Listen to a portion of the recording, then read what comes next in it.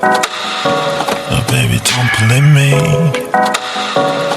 이제 좀 풀리니 어깨 물면 아파 baby 언제쯤 잠이 들래 I don't wanna know about you 너 boyfriend 딱히 난 별로 관심 없지 굳이 변명 안 해도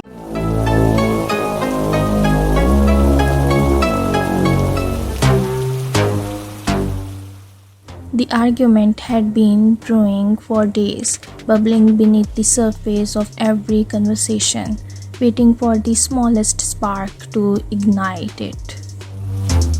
Tonight, it did. You always do this. His voice was sharp. Through the tension-filled silence of the car, his hands gripped the steering wheel as if it was the only thing keeping him grounded. You always push until things fall apart.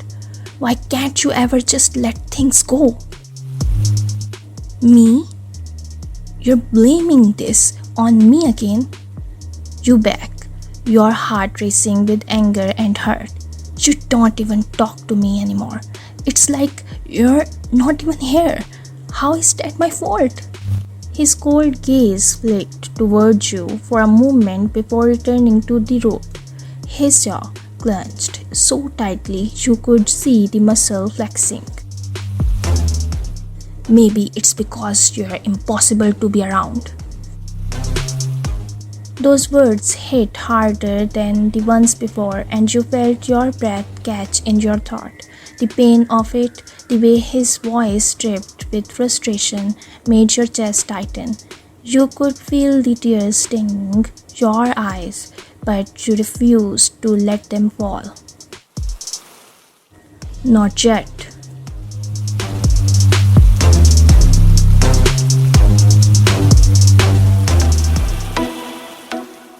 The rain outside began to pour harder, tapping against the windshield in a relentless rhythm, matching the frantic beating of your heart. You turned to look out the window, blinking back the moisture gathering in your eyes, trying to steady your breathing. It didn't help. You never take responsibility for anything. His voice rose again, the storm inside him brewing into something. You twist everything to make it about you, as if I'm the problem. I'm not twisting anything.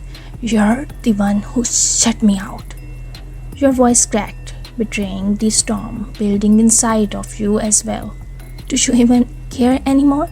Do you even love me? The silence that followed was deafening. He didn't respond. He didn't even look at you. That was when you felt the car slow down. Your eyes flicked to the speedometer, watching the needle drop as the car came to a stop on the side of the road. The rain was pouring now, a torrential downpour that blurred the world outside. You turned to face him, confusion knotting in your chest. What are you doing? He didn't answer immediately, just sat there gripping the wheel, breathing heavily as if trying to calm himself down. Then, without looking at you, he growled, his voice low and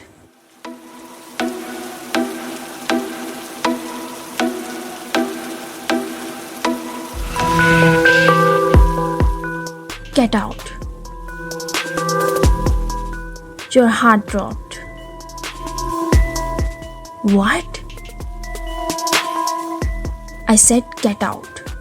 His tone was colder than you'd ever heard it, a sharp contrast to the argument moments before. He didn't even meet your eyes. The rain outside felt like it was pressing in on the car, creating an atmosphere. You stared at him, not believing what you were hearing.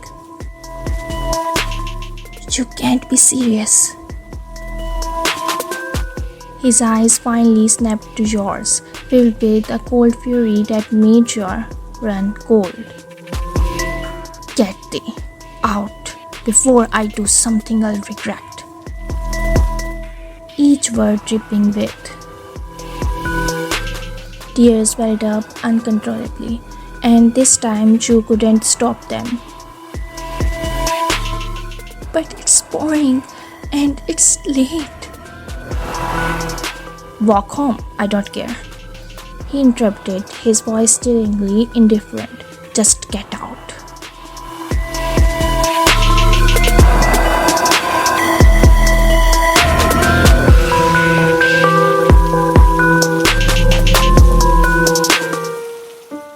For a moment, you just sat there, frozen in shock. The man sitting beside you, the one you married, was throwing you out in the middle of the night, in the pouring rain. The pain of the realization crashed over you, stealing your breath. His expression was so serious, so detached, and it hurt more than any argument you'd ever had. With trembling hands, you reached for the door handle. He didn't stop you.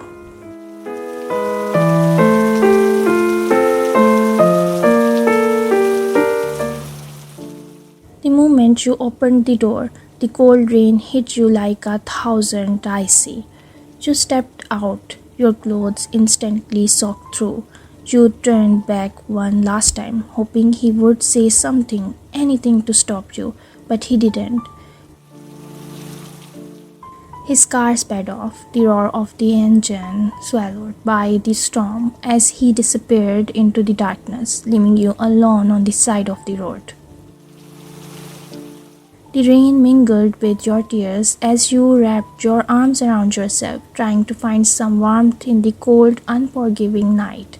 You walked, each step feeling heavier than the last, your shoes against the pavement.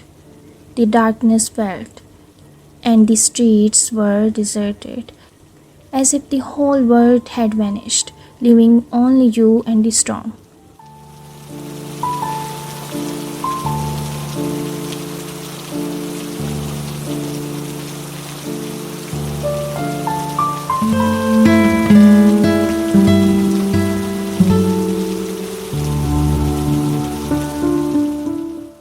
Minutes later, you finally reached your house, drenched to the bone. Numb from the cold. You climbed the stairs, leaving a trail of water behind you. Your heart heavy with the weight of the evening. You didn't know what you expected when you opened the door, but what you found surprised you. He was sitting on the edge of the bed, soaked in rainwater just like you. His head was in his hands, his shoulders hunched, and for the first time you saw the tears streaming down his face.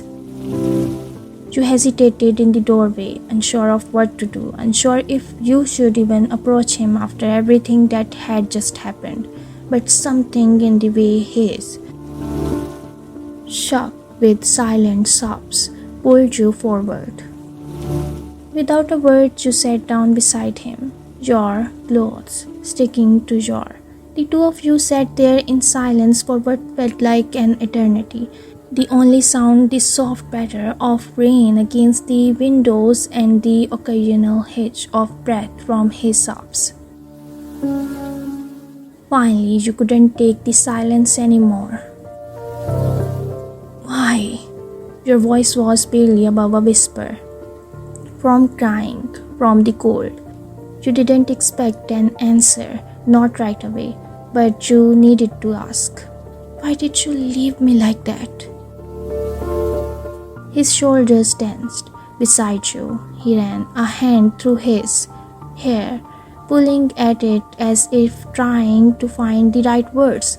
When he finally spoke, his voice was rough, strained.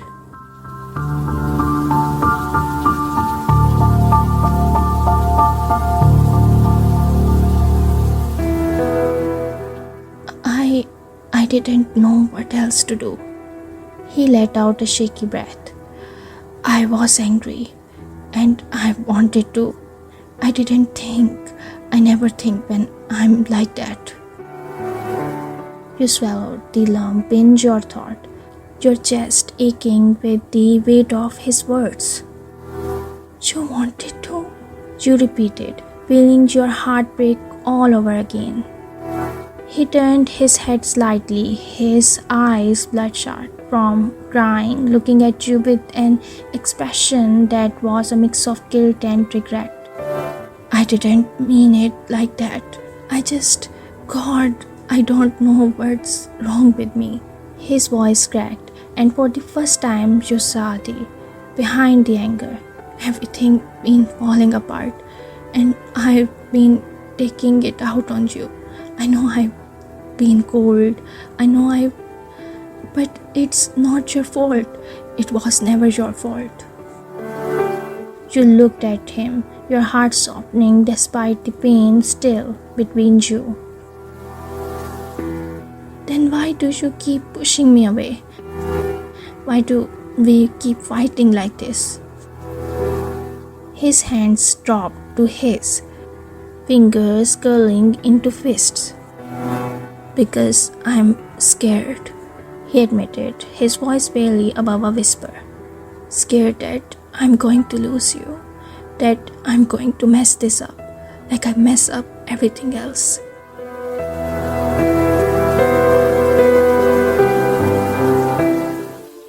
Tears welled up in your eyes again, but this time for a different reason.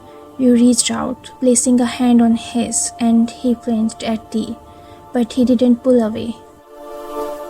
You're not going to lose me, you whispered, your voice thick with emotion. I'm still here, aren't I? Even after everything. He looked down at your hand resting on his, and his breath hitched. Slowly he turned his hand over, his fingers trembling as they intertwined with yours. The warmth of his, even in his soft state, sent a shiver through you. You hadn't felt this close to him in a long time. I'm sorry, he whispered, his voice raw with regret. For everything, for being so distant, for blaming you for things that aren't your fault. I thought I could handle things on my own, but all I did was push you away. A tear slipped down your cheek and you squeezed his hand. The anger and hurt still there, but softer now, tempered by the honesty in his words. You don't have to handle everything alone, you said gently. I'm your wife.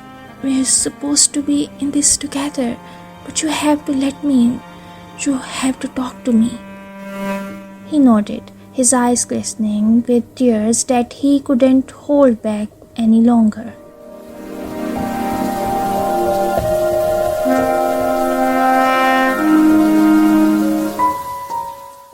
I know, he whispered. I've been a terrible husband, and I don't deserve your forgiveness after everything I've done.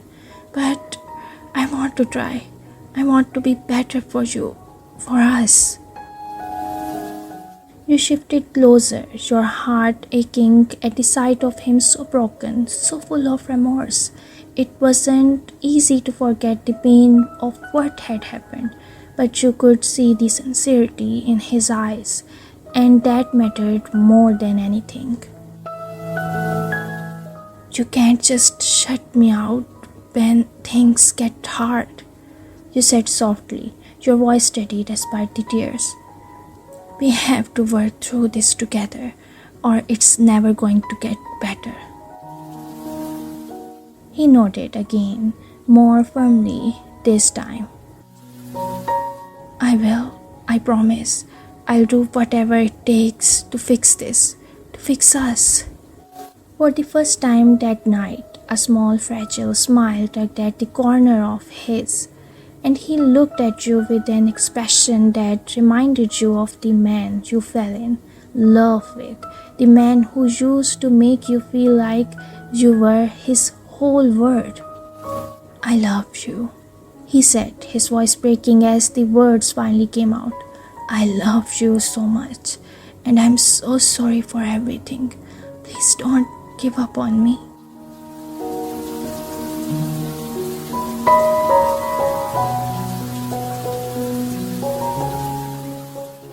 You felt the weight of those words settled into your chest, warming you from the inside despite the cold that still clung to your.